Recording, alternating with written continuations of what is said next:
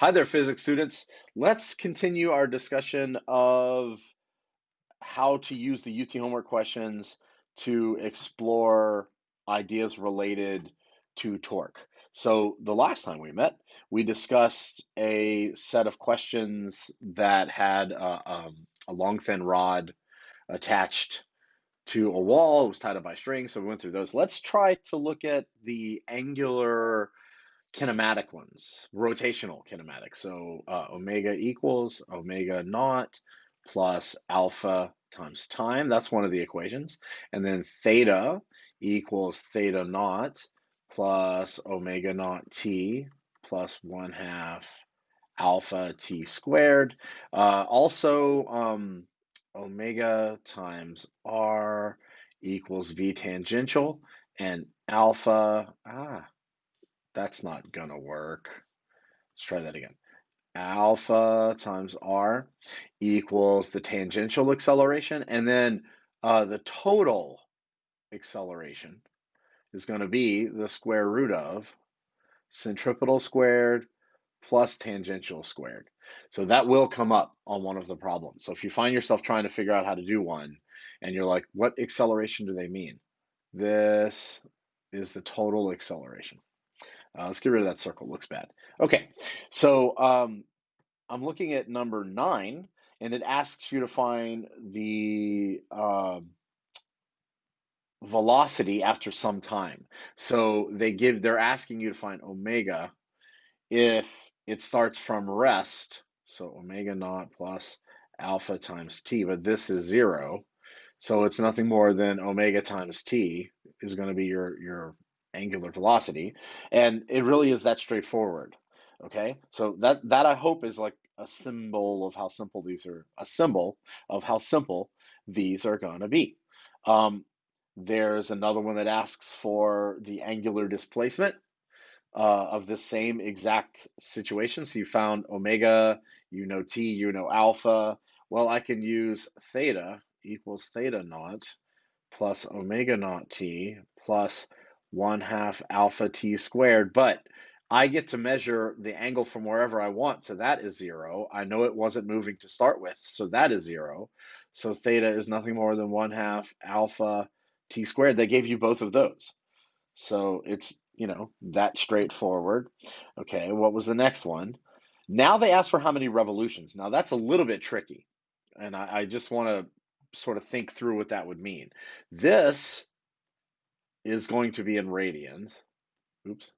So what they're asking you to do is convert theta, and I always use square brackets for units. And remember that technically radian is not actually a unit. And neither is revolutions. But radian is another way of saying what, proportion, what ratio of the unit circle have you traveled around? And it could be more than one full rotation around. So whatever your measure in radians is going to be. Remember, 1 radian is about 57 degrees. So whatever your measure in radians is, you can actually multiply by the number of radians per revolution. So there are 2 pi radians in 1 revolution. So it's dimensional analysis. So the answer is going to be that you take take theta and multiply by 1 over 2 pi, or I guess divide by 2 pi. So theta over 2 pi is going to give you your angular measure, but in revolutions. So that's actually, I guess, is that an angular measure, y'all? Huh. What an interesting question. Anyway, so that's how you straightforwardly convert radians into revolutions. And so the last couple here is where I want to be careful. So the next one says, what is the speed at a point some distance from the axis of rotation? So I feel like maybe we should actually draw. So we've got some wheel. Here's the axis of rotation. Here's the radius r. But they're asking for here. Wait, let's change colors. Um, Blue. They're asking for some point here. Dot, dot, dot, dot, dot. So this is going to be some little r. So they're asking you for, let's go back to black. No, let's do this color because it's fun. They're asking you for the tangential velocity. If you know the angular velocity, which we calculated a couple of questions ago, which was nothing more than 1/2 at squared. So, no, that's theta. So it would be alpha times time would be your, remember, hang on, that was earlier. So if you know the angular velocity at a particular point, you can multiply by the radius of that particular point. So right here, we're trying to find the tangential velocity as this thing rotates with angular speed omega. We're looking for the tangential speed. So that's how you do it. It's nothing more than omega times r. So, but I felt like maybe the diagram would make it clearer. They're not talking about any point on the wheel. We're this radius away. And I think mine was 0.1 meters so, some small portion. The second part of that, or I guess the last part in the 5, what's the acceleration of that point? That's where you need to be careful. So they're asking you in this particular question for the acceleration. Imagine there were my little pink thing was a ladybug. Imagine that's a ladybug riding along on this wheel. The acceleration the ladybug is going to experience is the square root of the sum of the squares of the other two accelerations. So remember, the centripetal acceleration is omega squared times little r. Remember, little r is the smaller value here, little r. And the tangential acceleration is alpha times little r. And you plug the results of those two in there. Here, let's scroll a little bit, even though there's a kind of a line in the way there. The net acceleration, or the total acceleration, is the square root of omega squared r squared plus, kind of messed up my radical there, alpha times r squared, like that. And you could do some more algebra if you want, or you could just plug in all your numbers. Okay, so it's not very common to ask for the total acceleration at a point like this, but College Board definitely does that.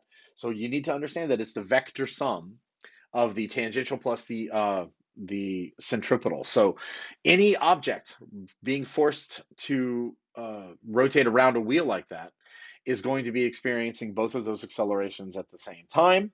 They are at right angles to each other.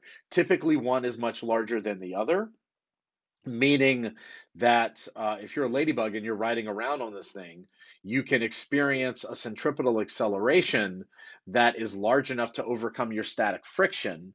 Then what would happen is you would start to slide and your tangential acceleration would take over.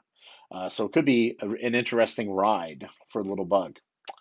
Okay, let's see. What else do we have here? So we have a Ferris wheel question that I think maybe I'll let you guys do because it's not that bad, including the speed, the acceleration, and then there's one more I want to talk about. This is from and if y'all want to come ask me about the Ferris wheel group, that's fine. You can come do it at office hours. So, but I want to mention this one. I'm going to try to draw it. Let's see if I can pull this off. There's one circle here and another circle here, and they're both concentric. So they're both, this guy has R1, this guy has R2. They both are rotating about an axis pointing out of the page right now. So right there. Here, maybe we'll make the axis a different color. I forgot I was using this like magenta color. There's our axis, okay? And what's going on here? Oh, wait. I'm really sorry. I know we just spent all that time drawing it, but now that I'm looking at the diagram, let me draw it again because it was labeled differently. My bad. It says a system of two wheels, both fixed to a common axis. Let me see if I can get that second one a little bit better. Sorry, a system of two wheels fixed to each other is free to rotate about a frictionless axis through the common center of the wheel. So there's an axle going through this smaller wheel and through the bigger wheel at the same time. They're both attached to a common axle. So that's what's going on here. And that axle is sticking out of the page towards us. Then it says 4 forces are exerted tangentially to the rims. Uh-oh. I hope no one saw that little pop-up message there. I'll trim it up. Four forces are exerted tangentially to the rims of the wheels as shown below. And our goal is to figure out what, let me turn on Do Not Disturb so no more messages pop up. What is the magnitude of the net torque? So here's the deal with the drawing. I probably should have done a screenshot. We've got, oh man, this guy is labeled as F. This radius here is labeled as 2 times R, and this outer one is labeled 3 times R. So we're not given the information about why the inner wheel is called 2R and the outer wheel is called 3R. Okay, that's just how it's drawn. And then there's another force pulling this way that's 2 times F, and there's one here, that's F, and there's one here, that's F. So look at all of those, it's touching. So we got these 4 different ropes. This one's F, this one's F, this one's F, this one is 2F. So the question here is, how do we figure out the net torque with all of these things in play? And I want to remind you that the sum of the torques is equal to I times alpha, oops, I times alpha, but it's also equal to torque 1 plus torque 2 plus dot, dot, dot, dot, like that. So what does it mean for a torque to be positive? A torque is positive if it wants to rotate counterclockwise. A torque is negative if it wants to rotate clockwise. So you'll have to imagine putting your right hand around this axle, letting your thumb point out of the page at you. And if your fingers are pointing in the same direction as F, that's going to cause a positive torque. So this guy wants to rotate counterclockwise, that would be positive. This guy wants to rotate counterclockwise, that would be positive. This one wants to rotate counterclockwise, that would be positive. But the 2F one would make the thing rotate clockwise. So this one's going to cause a negative torque. So when we're doing the sum of the torques, what I need to do is think about each of the torques. So this one over here is a radius 3R away, so that's F times 3R. This other one here is F times 3R. Those are both on the outer wheel. Then there's the one on the inner wheel, so plus F times 2R. Those are all positive torques. And then minus 2F, whose lever arm is 3R. So it's force times lever arm, force times lever arm, force times lever arm, force times lever arm. Positive because it would make it rotate counterclockwise, same. Negative because it would make it rotate clockwise. So if we do some algebra here, this is 3R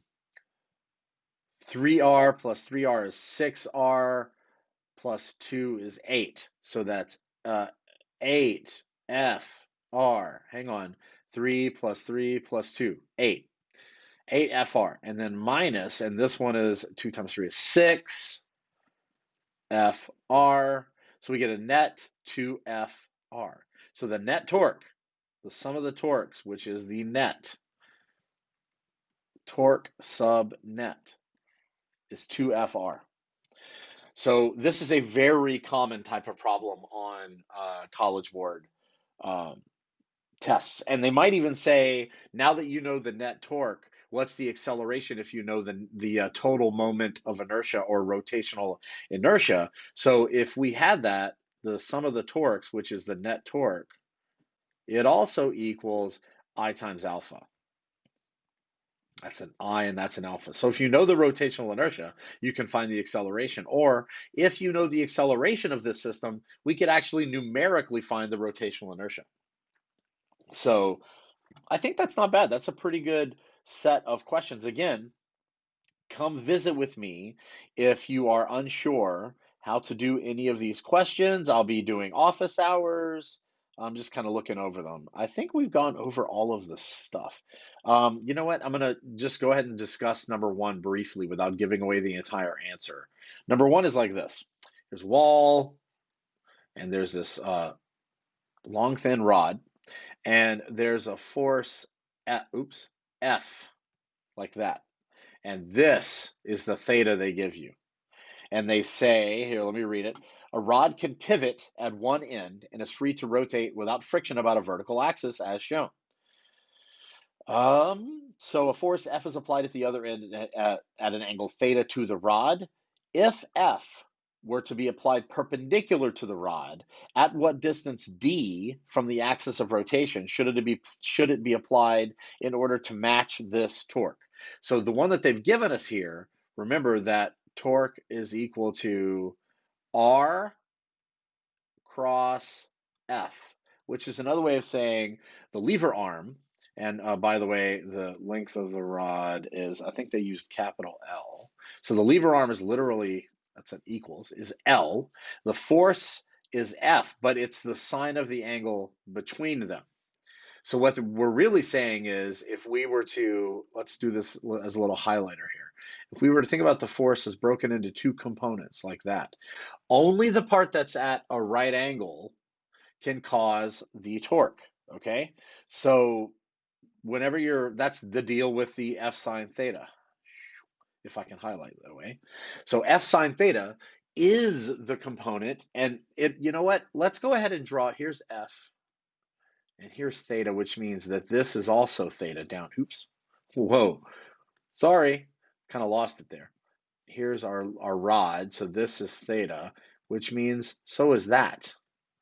So what they're really saying is, here are the two components. So they've drawn them strangely, but if this is F, then this one is F sine theta. So only the component of the force that's at a right angle to the object itself, at a right angle to the axis of, so what I'm really saying is, this is R, and F sine theta, which is this guy, F sine theta, only those two can come together to make a torque. The part of F that's parallel, F cosine theta, cannot cause a torque because it's parallel to R. And cross products, if you cross two parallel vectors, their product is zero. If you cross two perpendicular vectors, then you get an actual value. So only the component of F that's actually perpendicular to the lever arm, and the lever arm is from the axis of rotation to where the force is applied, only that can cause a torque, okay? So what they're really asking is, how far do you need to be so torque 1 is equal to LF sine theta, which needs to be equal to torque 2, and torque 2 is going to be, now how did they say it? They said, at what distance d from the axis of rotation should it be applied, this force F, to represent the same torque? So they're telling you that that's F times some distance, I guess we'll call it d. So that's torque 2. So they're saying LF sine theta would be equal to the same force at a smaller distance. So the force actually cancels out, and you're left with L sine theta. Distance equals L sine theta. This is another common way for College Board to ask torque related questions. Okay, I'm definitely going to stop there. All right, good luck.